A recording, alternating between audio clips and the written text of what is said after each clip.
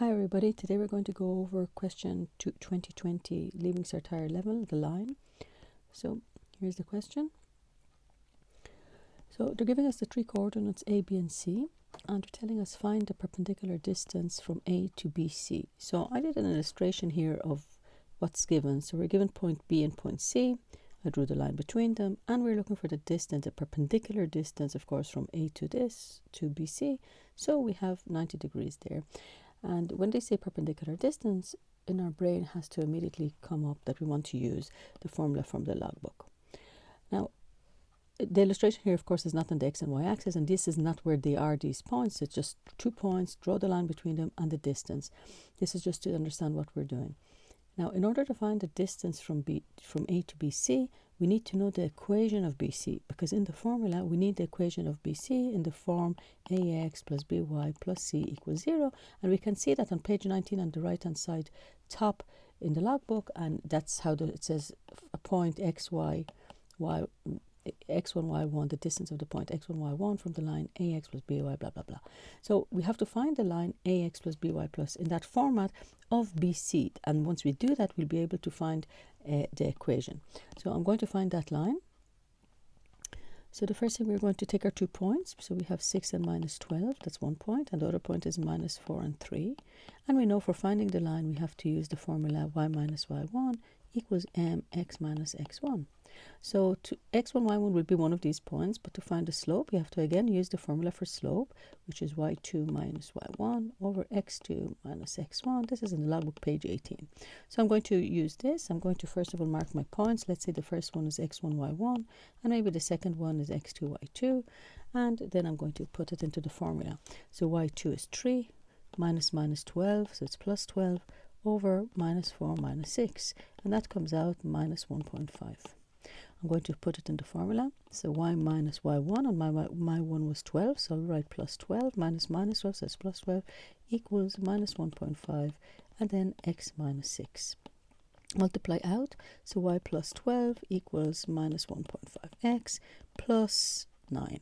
Now, since we know that we want to do it in the form ax plus by plus c, we don't want any fractions. I'm going to multiply all the line by 2, so 2y plus 24 equals minus 3x plus 18, and then I'm going to rearrange the same side, and we have 3x plus 2y plus 6 equals 0. So at this stage we can use our formula, and the formula is here on the right, so I'm going to use it. So again, my a and my b and my c. So this is my a, this is my b, this is my c, and then I'm just putting it into the formula. So the formula says square root. On the bottom we're putting a squared and b squared, so it's 3 squared plus 2 squared, and on the top 3 times my x1 in this case is a, so remember this is my point that I'm going to use, so my x1 is 2, plus 2 times my y, plus my c, which was a 6. I calculate that, so 3 times 2 is 6, 6 and 6 is 12, take 12 is 0, so we get 0 over the square root of whatever that is, and that gives us 0. So we got that the distance is 0, and then they're telling us, so based on this information, what can you say about these 3 points? So if I found that the distance from here to the line, this distance is 0, that means that this point is actually not there, but it's actually there, because it has to be no distance, which means that the distance is 0, which means conclusion, A, B, and C are on the same line. Perfect. Let's look at the next question, next part of the question. So here we have a diagram of 2 lines, and they're asking us, there is the equation of one of them. They're also telling us that the angle with the positive side of the x-axis is 60, and they want us to find what is the angle between the 2 lines. So angle between two lines, I know there is a formula for that in the logbook on page 19, and the formula says tan theta is plus or minus m1 minus m2 over 1 plus m1 times m2. So I'm going to use this formula, but in order to use this formula, I can say that I need to know the 2 slopes of the lines. So I'm going to my first slope of line A, and line A was given as x minus 2y plus 1 equals 0. And if I rearrange this, I'll be able to look what is the number in front of x and figure out what is the slope. So I'm leaving my x's here, remove that, and then I divide by 2. So I want to bring it to the format y equals mx plus c. And now once I did that, it goes, and I can see that my slope is that. Now remember, when there's no number in front of x, it means that there's a 1 there. It's not no number, it's actually 1x. Just we don't tend to write 1x, just leave it like that. So we know here the slope is half. The next part of the information that we need is what is the slope of the other line. Now for line B, they're telling us that the angle is 90 degrees, 60 degrees, excuse me. So if the angle would at the positive side, we know that the slope, another definition for the slope is the tan of the angle that the line makes with the positive side of the x-axis. So tan of 60 is our answer. That will give us our slope, and that comes out the square root of 3. So we just write that. So we have our other slope. We have the two slopes now. And once we have the two slopes, we put them in the formula. So tan theta,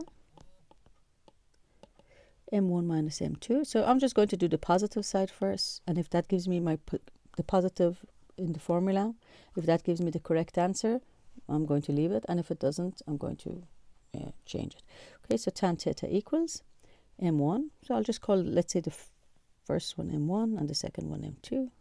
So I'll write half minus square root of 3 over 1 plus half multiplied by the square root of 3.